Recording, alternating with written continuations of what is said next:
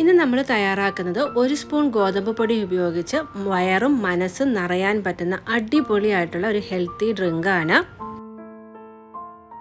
ഈ വേനൽ ചൂടിലും അതുപോലെ തന്നെ റംസാൻ്റെ നൊയമ്പ് തുറക്കുന്ന സമയത്തുമൊക്കെ വളരെ കുറഞ്ഞ സമയം കൊണ്ട് നമുക്ക് തയ്യാറാക്കാൻ പറ്റുന്ന ഈ ഒരു ഡ്രിങ്ക്സ് എങ്ങനെയാണ് തയ്യാറാക്കിയെടുക്കുന്നതെന്ന് നോക്കാം നമുക്ക്.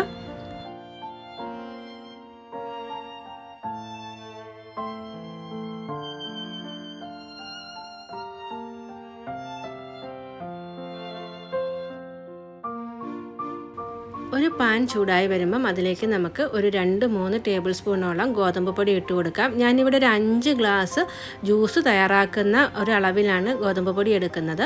ഇനി ഈ ഒരു ഗോതമ്പ് പൊടി നമുക്ക് നല്ലതുപോലെ ഒന്ന് ചൂടാക്കി എടുക്കണം.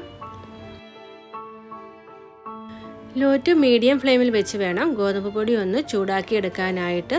പെട്ടെന്ന് തന്നെ പൊടി ചൂടായിട്ട് കിട്ടും കേട്ടോ. അതുപോലെ തന്നെ ഇത് കരിഞ്ഞു പോകാതിരിക്കാൻ പ്രത്യേകം ശ്രദ്ധിക്കണേ. പൊടി ഒന്ന് ചൂടായി വന്നു കഴിഞ്ഞാൽ നമുക്ക് ഇതിലേക്ക് ഒരു 1/2 ഗ്ലാസ് പാല് ചേർത്ത് കൊടുക്കാം.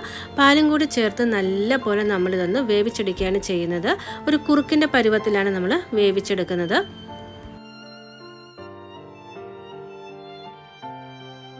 കുറുക്കുന്ന സമയത്ത് കട്ട കിട്ടിയാലൊന്നും പ്രശ്നമില്ല കേട്ടോ, കാരണം പിന്നീട് നമ്മളിത് മിക്സിയിൽ നല്ലതുപോലെ അരച്ചെടുക്കുന്നുണ്ട്. ഈ ഒരു പരുവാകുമ്പോൾ നമുക്ക് ഫ്ലെയിം ഓഫാക്കി വെക്കാം. ഇനി തണുത്തതിന് ശേഷം നമുക്ക് ജ്യൂസ് തയ്യാറാക്കിയെടുക്കാം. നമ്മൾ വേവിച്ച് വെച്ച ഗോതമ്പ് ഇവിടെ നല്ല പോലെ തണുത്ത് വന്നിട്ടുണ്ട്. ഇനി നമുക്ക് ജ്യൂസ് തയ്യാറാക്കിയെടുക്കാം. അതിനായിട്ട് ആദ്യം ഞാൻ കുറച്ച് ചിയാ സീഡ് ഒന്ന് കുതിർത്തെടുക്കുന്നുണ്ട്.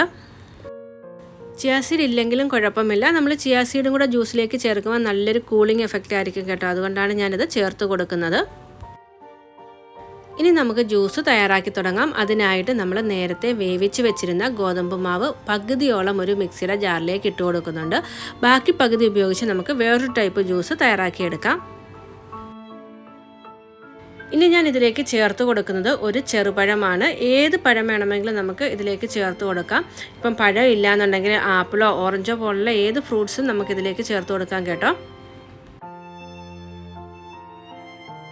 ഇനി നമുക്കിതിലേക്ക് മധുരത്തിന് ആവശ്യമായിട്ടുള്ള പഞ്ചസാര ചേർത്ത് കൊടുക്കാം. ഞാൻ ഏകദേശം ഇവിടെ 2 ടേബിൾ സ്പൂണോളം പഞ്ചസാര ചേർത്ത് കൊടുക്കുന്നുണ്ട്.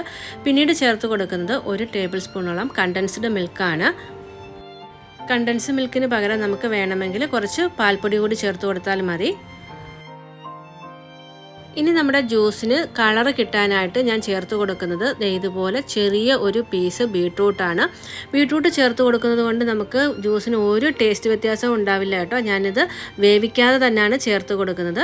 ഇത്രയും സാധനങ്ങൾ അരഞ്ഞ് കിട്ടാനായിട്ട് ആവശ്യത്തിന് പാല് കൂടി നമ്മൾ ചേർത്ത് കൊടുക്കുന്നുണ്ട്. ഇനി നല്ലതുപോലെ നമുക്കിതൊന്ന് അരച്ച് കൊണ്ടുവരാം.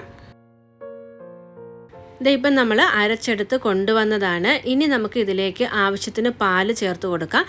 എത്രത്തോളമാണ് ജ്യൂസിൻ്റെ തിക്നെസ് വേണ്ടത് അതനുസരിച്ച് നമുക്ക് പാല് ചേർത്ത് കൊടുക്കാം. ഞാൻ ഏകദേശം ഇവിടെ ഒരു 2 ഗ്ലാസോളം പാല് ചേർത്ത് കൊടുക്കുന്നുണ്ട്. പാലും കൂടെ ചേർത്ത് നമുക്ക് ഒന്നുകൂടി ഒന്ന് അടിച്ചെടുത്താൽ മാത്രം മതി. നമ്മുടെ ഹെൽത്തി ആയിട്ടുള്ള ജ്യൂസ് റെഡി ആയിട്ട് കിട്ടും. ഇനി നമുക്കിതൊരു സെർവിങ് ഗ്ലാസ്സിലേക്ക് മാറ്റി കൊടുക്കാം. ഗാർണിഷ് ചെയ്യാനായിട്ട് നമ്മൾ നേരത്തെ തയ്യാറാക്കി വെച്ചിരിക്കുന്ന ചിയാ സീഡോ അതുപോലെ തന്നെ ഏതെങ്കിലും ഡ്രൈ ഫ്രൂട്ട്സ് ഉണ്ടെങ്കിൽ അതും ചെറുതായിട്ട് നമുക്ക് അരിഞ്ഞെടുത്തിട്ട് ഇതിലേക്ക് ഇട്ട് കൊടുക്കാവുന്നതാണ്. ഞാൻ ഇതിലേക്ക് ചേർത്ത് കൊടുത്ത പാല് നല്ലതുപോലെ തിളപ്പിച്ചതിന് ശേഷം ഫ്രിഡ്ജിൽ വെച്ച് തണുപ്പിച്ചെടുത്തതാണ്. അതുകൂടാതെ തന്നെ ഫൈനലി ഞാൻ സെർവ് ചെയ്യുന്ന ടൈമിൽ കുറച്ച് ഐസ് ക്യൂബ് കൂടി ചേർത്ത് കൊടുക്കുന്നുണ്ട്.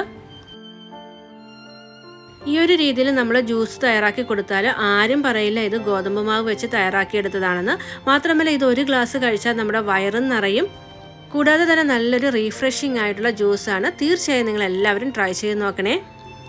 ഈ ഒരു റംദാൻ മാസത്തിൽ എല്ലാവർക്കും പെട്ടെന്ന് തയ്യാറാക്കാൻ പറ്റുന്ന ഒരു ഹെൽത്തി ആയിട്ടുള്ള ജ്യൂസല്ലേ ഇത്. അപ്പോൾ ട്രൈ ചെയ്ത് നോക്കിയിട്ട് കമൻറ്റ് പറയാനായിട്ട് മറക്കരുതേ. ഇനി നമുക്ക് രണ്ടാമത്തെ ജ്യൂസ് എങ്ങനെയാണ് തയ്യാറാക്കുന്നതെന്ന് നോക്കാം. നമ്മൾ നേരത്തെ വേവിച്ച് വെച്ചിരുന്ന ഗോതമ്പാവിൻ്റെ ബാക്കി ഒരു മിക്സിയുടെ ജാറിലേക്ക് ഞാൻ ഇട്ട് കൊടുക്കുന്നുണ്ട്. ഇതിലേക്ക് ഞാൻ ചേർത്ത് കൊടുക്കുന്നത് ഒരു ചെറുപഴമാണ്. ചെറുപഴത്തിന് പകരം നമുക്ക് വേണമെങ്കിൽ വേറെ ഏത് ഫ്രൂട്ട്സ് വേണമെങ്കിലും ചേർത്ത് കൊടുക്കാം, ഞാൻ നേരത്തെ പറഞ്ഞതുപോലെ. പിന്നീട് മധുരത്തിന് ആവശ്യമായിട്ടുള്ള പഞ്ചസാര, 1 ടേബിൾ സ്പൂണോളം കണ്ടൻസ്ഡ് മിൽക്ക്. അതിനുശേഷം നമുക്ക് കുറച്ച് ഫുഡ് കളർ കൂടി ചേർത്തിട്ട് ഇതെല്ലാം അരച്ച് കിട്ടാൻ ആവശ്യത്തിന് പാലും കൂടി ചേർത്ത് നല്ലതുപോലെ നമുക്കൊന്ന് അരച്ചെടുക്കാം.